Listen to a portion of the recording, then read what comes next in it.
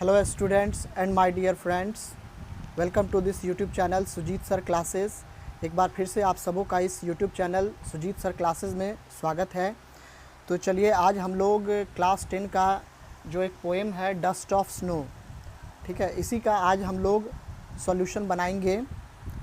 तो इससे पहले अगर आप लोगों ने इस चैनल को सब्सक्राइब नहीं किया है तो सबसे पहले चैनल को सब्सक्राइब कर लें और बेल आइकन को प्रेस कर दें ताकि इस तरह के वीडियोस मैं जब भी आपके लिए ले करके आऊँ तो आपको नोटिफिकेशन के द्वारा पता चले।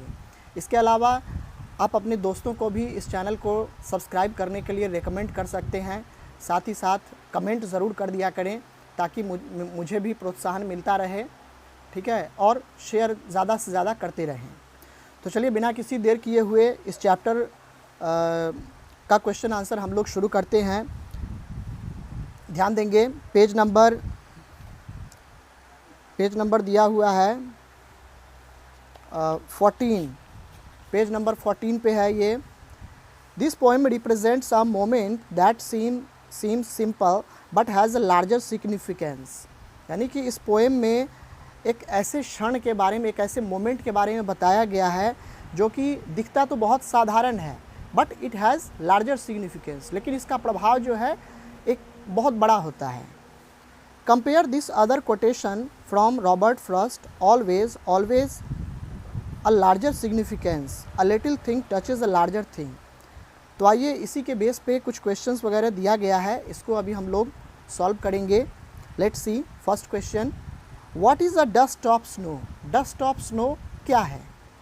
व्हाट डज द पोएट से has changed his mood? Poet क्या कहते हैं कि किस चीज़ ने उनके मूड को बदल दिया? How has the poet's mood changed? Poet का मूड किस तरीके से बदला? Let's see the answer of the first question is here in the poem dust of snow refers to flakes of snow. यहाँ पोएम में डस्ट ऑफ स्नो किस चीज़ के लिए यूज़ किया गया है? It refers to flakes of snow, यानी कि बर्फ़ के जो छोटे छोटे जो बुरादे होते हैं उसी को डस्ट ऑफ स्नो कहा गया है। The sudden shower in the form of snowflakes has changed the poet's mood. अचानक what happens, the poet is sitting under a hemlock tree. Poet एक बार वो एक हेमलॉक ट्री के नीचे बैठे हुए होते हैं and he was very sad and has upset mood. उनका मूड जो था काफ़ी सैड था, अपसेट था और काफ़ी वो दुखित थे अंदर से, ठीक है। But a sudden shower of snow of flakes changed his mood. अचानक जो उनके ऊपर जो बर्फ़ का छींटा पड़ता है तो उनका मूड जो है चेंज हो जाता है। Changed his mood from sad to happy, यानी कि पहले उनका मूड कैसा था? सैड था, अपसेटिंग था। Now he became happy. He felt refreshed and wanted to enjoy the rest of the day. After falling of the snow of flakes he felt refreshed. जब बर्फ़ के वो छोटे छोटे बुरादे जब उनके बॉडी पर, जब उनके चेहरे पर पड़ता है तो क्या होता है? ही फेल्ट रिफ्रेश्ड, वो बहुत तरोताज़ा महसूस करने लगते हैं। And he wanted to enjoy the rest of the day. और उसके बाद वो जो बाकी बचा हुआ दिन था, पहले आधा दिन तो करीब करीब उनका अपसेटिंग में गुजर चुका था, वो एक सॉरोफुल मूड था उनका, लेकिन उसके बाद का जो समय था वो चाहते थे कि एक अच्छा समय गुजरे। Okay, so this was the first question. Now the second question, how does Frost present nature in this poem? इस पोएम में फ्रॉस्ट ने नेचर को कैसे रिप्रेजेंट किया है? द फॉलोइंग क्वेश्चंस में help you to think of an answer. यहाँ पर कुछ क्वेश्चंस दिए गए हैं, इसके आंसर को अभी हम लोग बारी बारी से बनाएंगे। What are the birds that are usually named in poems? ऐसे कौन से चिड़ियाँ हैं, ऐसे कौन से बर्ड्स हैं जिनका यूज़ पोएट्स अक्सर जो है अपने पोएम्स में करते हैं? Do you think a crow is often mentioned in poems? क्या आपको ऐसा लगता है कि क्रो अक्सर पोएट्स अपने पोएम्स में यूज़ करते हैं? What images come to your mind when you think of a crow? जब आप किसी क्रो के बारे में, किसी कौवे के बारे में जब आप सोचते हैं तो आपके मन में कैसे कैसे विचार आते हैं? Let's C The answer is usually all the poets take the birds and trees which are known for their beauty and good qualities. अक्सर पोएट क्या करते हैं कि वैसे पेड़ों को चुनते हैं या वैसे चिड़ियों को चुनते हैं, वैसे बर्ड्स को लेते हैं जो कि जिनका एक लार्जर सिग्निफिकेंस होता है, और those are considered as bringing the peace and having good qualities, यानी कि जो शांति का प्रतीक माने जाते हैं, जिनके अच्छे क्वालिटीज़ होते हैं, जिनकी जो काफ़ी खूबसूरत होते हैं, उस तरह की चिड़ियों को, उस तरह के पेड़ पौधों को वो चुनते हैं एक्सप्रेस करने के लिए, अपने व्यूज़ को एक्सप्रेस करने के लिए, to show the beauty of the nature. Like cuckoo, cuckoo means कोयल, पैरोट, पीकॉक एंड ट्रीज़. और ट्रीज़ में कौन कौन सा पेड़ चुनते हैं? पीपल, बनियान, मैंगो, ठीक है, etc. इसके अलावा और भी कई सारे पेड़ पौधे हो सकते हैं. But here the poet has chosen differently. लेकिन यहाँ पोएट ने क्या किया है कि बिल्कुल अलग अंदाज से जो है, अलग तरीके से उन्होंने चूज़ किया है. ही chose a crow which is not often used in the poems. उन्होंने कौवे को चुना है जिसका उपयोग अक्सर जो है कभी अपने कविता में या अपने पोएम्स में नहीं करते हैं. Crow is black in colour and has a very harsh voice. Crow का कलर जो है काला होता है, काला यानी कि बुराई का प्रतीक माना जाता है. It symbolises evils. Okay. And has a harsh voice. और कौवे की आवाज़ कैसी होती है? कर्कश आवाज़ होती है, काँव काँव काँव काँव करते रहता है, और आपको लगेगा जैसे ये just it produce irritating sound produce करता है. Crow gives a very sorrowful pictures in our minds. Whenever we think of a crow, it gives a very harsh pictures. It gives a very sorrowful pictures in our mind. जब भी हम किसी कौवे के बारे में सोचते हैं तो कुछ बहुत बुरी चीज़ें ही मन में जो है आती है. इसका इमेज अच्छा नहीं है सोसाइटी में, ठीक है. सो this was the answer of the first question of question number 2, first part. Now the question number 2. अब क्वेश्चन नंबर 2 को ध्यान से सुनिए. Again what is a hemlock tree. अब फिर से यहाँ पूछ रहा है कि आखिर हेमलॉक ट्री क्या है. Why doesn't the poet write about a more beautiful tree such as a maple or an oak or a pine. यानी कि पोएट ने हेमलॉक ट्री को ही क्यों चुना है. इसके अलावे उन्होंने जो ब्यूटीफुल ट्रीज़ होते हैं जैसे कि maple tree, oak tree, pine tree, फर ट्री, तो इन सारे पेड़ पौधों को उन्होंने क्यों नहीं चुना है. Let's see. A hemlock tree is a poisonous plant. Hemlock tree एक पॉइजनस प्लांट होता है, एक बहुत ही जहरीला पौधा होता है. With A small white flowers, और जिसमें छोटे छोटे उजले कलर के फूल होते हैं, जैसे कि अकॉन वगैरह का फूल आपने देखा होगा, अकॉन जो गांव वगैरह में पाया जाता है.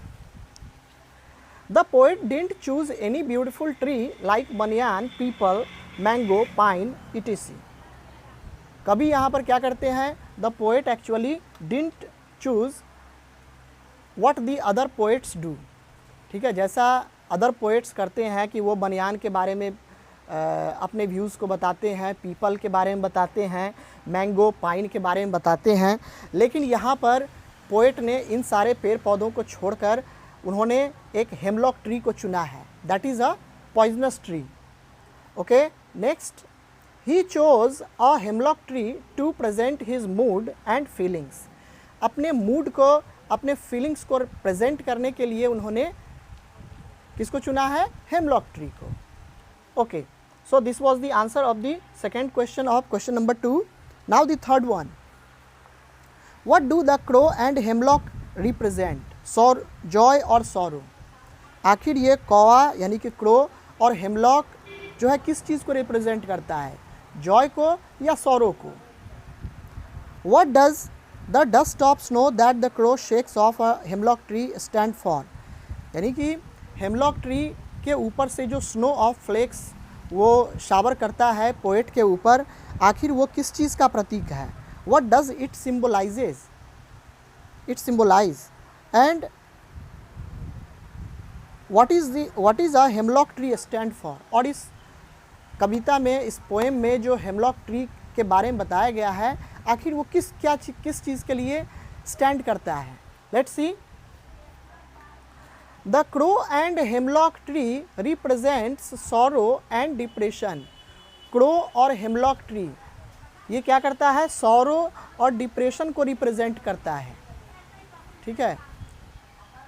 The dust of snow symbolises natural Joy and energy. जबकि डस्ट ऑफ स्नो किस चीज़ को रिप्रेजेंट करता है, ये करता है नेचुरल जॉय को और एनर्जी को, यानी कि प्राकृतिक जो सुख संपदा है उसको, और एनर्जी, ऊर्जा। The dust of snow the crow shakes of a hemlock tree stands for the changing. अब यहाँ पर क्या करता है कि क्रो, यानी कि क्रो जो snow of, dust of snow यानी कि फ्लेक्स ऑफ स्नो जो हेमलॉक ट्री के ऊपर से जो शावर करता है, वो यहाँ रिप्रेजेंट, वो यहाँ stands for, it is stands for the changing. अब इसको थोड़ा सा आप लोग पहले इसका स्क्रीनशॉट ले लीजिए।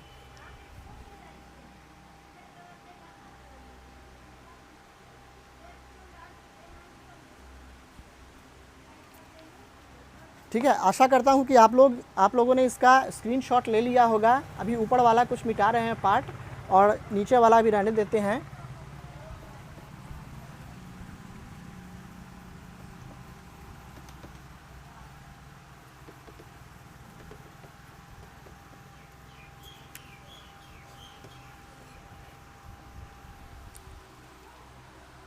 हाँ, तो इसका ध्यान देंगे आप लोग। The dust of snow the crow shakes of a hemlock tree stands for the changing mood of the speaker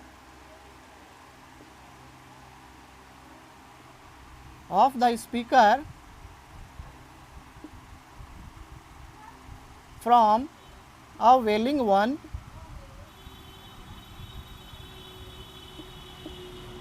one to a happy one।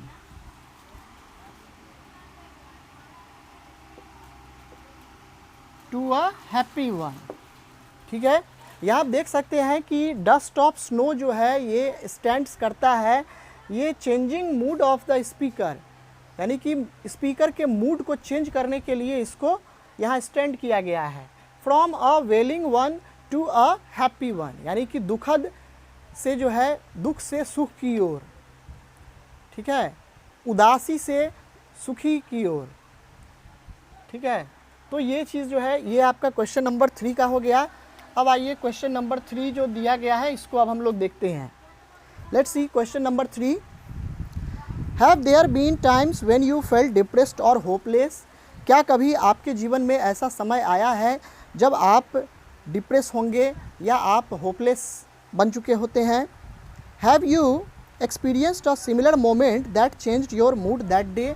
क्या आपके साथ भी ऐसी घटना घटी है जैसा कि पोएट के साथ हुआ इस पोएम में, और जिससे आपका दिन जो है एक दुखी भरा दिन से एक सुखी भरा दिन जो है बदल गया होगा, एक खुशी भरा जीवन में बदल गया होगा। क्या आपके जीवन में भी ऐसी घटना हुई है?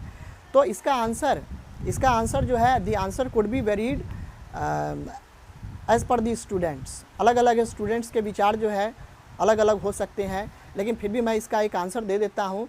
अगर आप लोग भी चाहें तो इसको आप लोग नोट कर सकते हैं।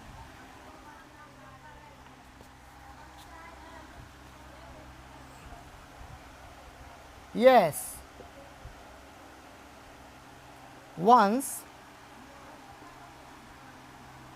I felt very sad and depressed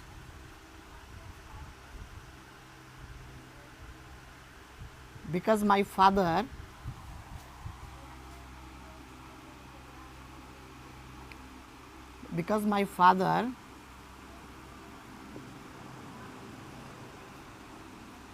beat me black and blue, black and blue एक फ्रेज है।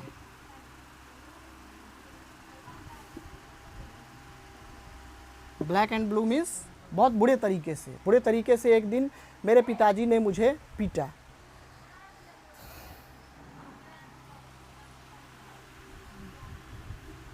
देन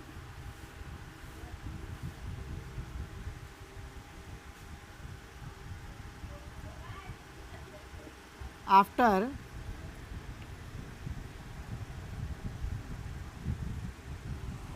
along, देन आफ्टर, इसको यहाँ ये चीज़ नहीं लिखेंगे, देन आफ्टर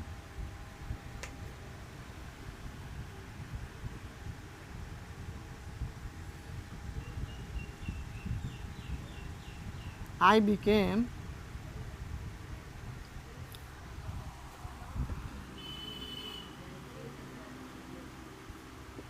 very sad.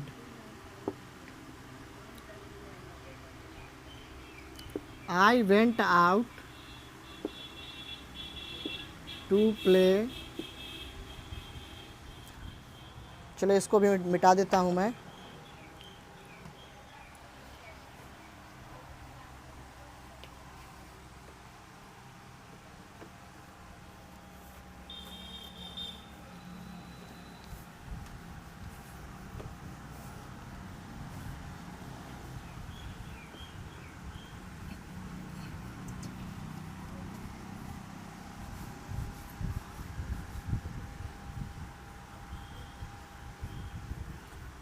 आप लोग ध्यान देंगे बोर्ड पे। Then after I went out to play with my friends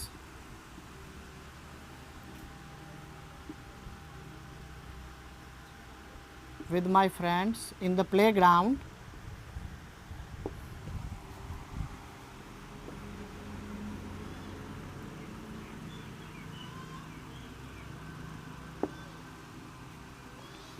After playing,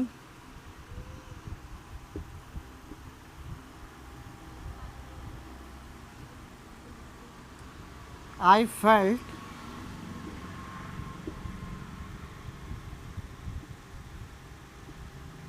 refreshed and thus my mood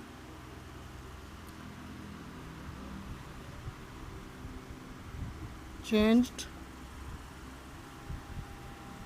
from sad to happy. ठीक है, इस तरह के आंसर अगर चाहें तो आप खुद भी तैयार कर सकते हैं। You can solve this question on your own. ठीक है, वैसे अगर चाहें तो आप लोग इसका स्क्रीनशॉट ले लीजिए फिर से।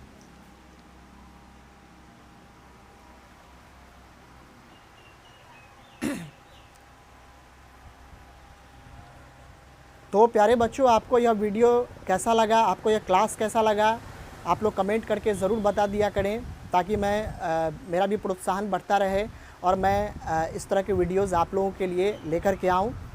तो चलिए आज के इस वीडियो में इतना ही, फिर से हम लोग नेक्स्ट वीडियो में मिलेंगे। Till then, thank you, God bless you and have a good day.